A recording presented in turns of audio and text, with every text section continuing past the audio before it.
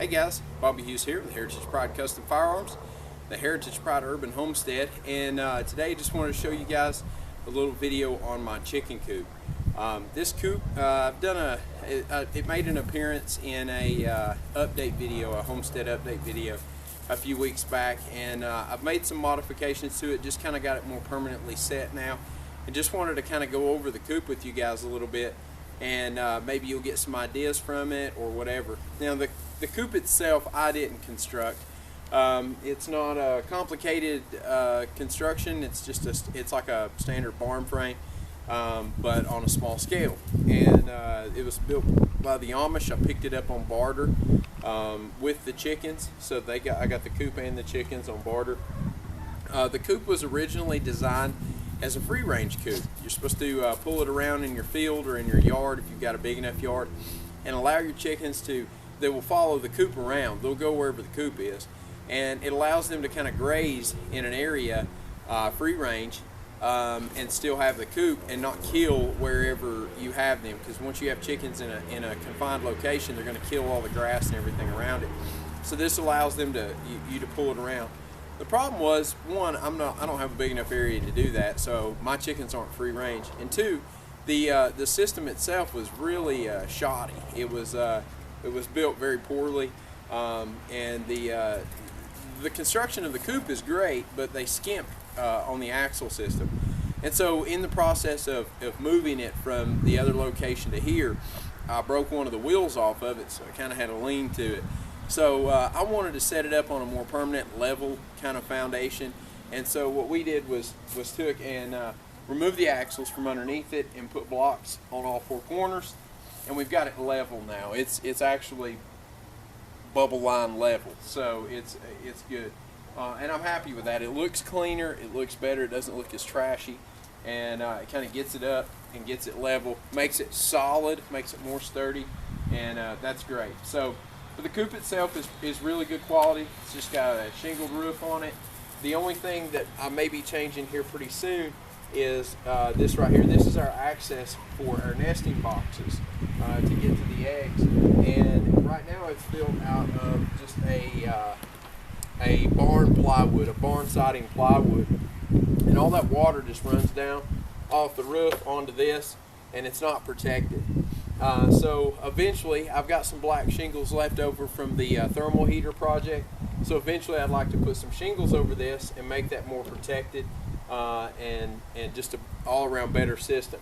Another upgrade that we're going to make here pretty soon is I'm going to put gutters on it and a rain catchment system, so that the water that we catch from the rain on here, and when I built the roof over the chicken run, if you've seen that video, all the water, the most part, runs off onto this roof, and then it'll run into the gutter system, and then I'll catch it in a rain catchment system, and I can pipe that back into my chicken's water system. So that way we're recycling, we're using rainwater, which is better for the chickens anyway, and it cuts back on our water bill. So that's a good way to save some money there. And that's going to be the plan eventually. I just haven't had a chance to do it. But we've got it all leveled up. This is the, like I said, the nesting boxes. It gives you access to those so that you can check for eggs. And let me show you the inside and what I did in there. Alright, so we've got a man door here that you can open up to get inside the coop, and I'll show you inside the coop here. It's a standard 2x4 construction with barn siding all the way around. It's got a window in the front there, which our window is blocked by the fence for the run, but it also has wire over it as well to help with the to keep critters out or predators. There's the access door into the run. And another upgrade we will make hopefully pretty soon is I want to get an automatic door for the coop, so that in the daylight it opens up in the morning, and then when the sun sets it closes. And I'm not worried about predators at all, actually, just to help keep it warmer in here. This coop stays pretty warm. I've been trying to keep an eye on it.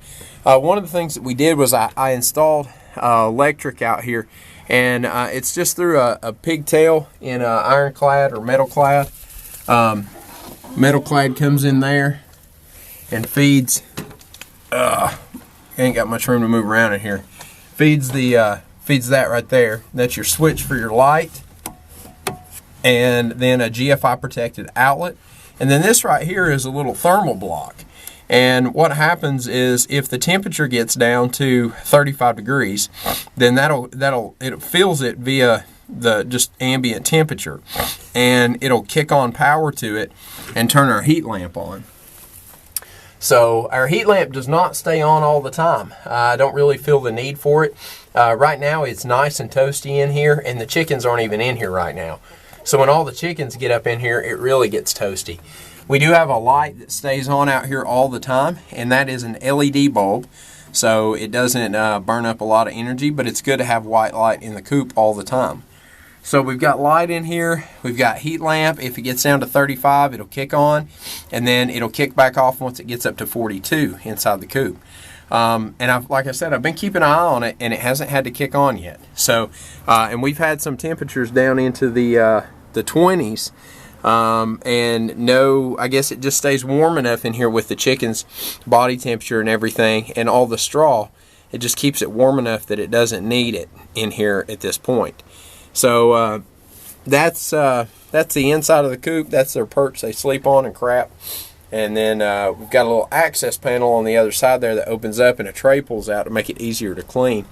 And then ventilation access right there. Now, one more upgrade that I would like to do that I feel like it could really use is some ventilation. Right now it's got the window over there and it's got the ventilation port over here, but that's too much cold air coming through during the winter. So I want to put in a small vent on this side and on the other side, just to help with ventilation, to help keep some of that ammonia smell out of there. But this is the other side there. There's the access down there for to clean out, and that's the access there for the ventilation. Now, another reason why I want to add some ventilation is because I want to add the gutter system. And if I put a gutter on this side right here, it's going to cover up my ventilation. So ideally what I want to do is just remove this whole ventilation window here. Just take it out and cover it up, and then put our gutter across the side there. And then if we have proper ventilation in the gable ends, then we won't need that anyway. And we've got the window as well, so during the summer when it's hot, we can open that window and then have the gable ventilation, and that'll help with ventilation there. So anyway, that is the coop. So that's it for the coop update video, and just wanted to show you guys the upgrades. My battery actually went dead, so it's gotten a little dark on me now by the time the camera had time to charge, but I was trying to do 2 videos at once today, so just wanted to go ahead and finish this one up and tell you guys I hope you have a Merry Christmas and a Happy New Year, and thank you guys for being subscribers and also followers of me and my family transitioning out of the Army into homesteading, and or our attempt at it, and urban homesteading I should say, and our gun videos and all that good stuff. So appreciate you guys sticking with me in the slow times during that transition, and trying to get to a point to where we could actually get back to making some videos. And like I said, I just wanted to thank you guys for your continued support and all that fun stuff.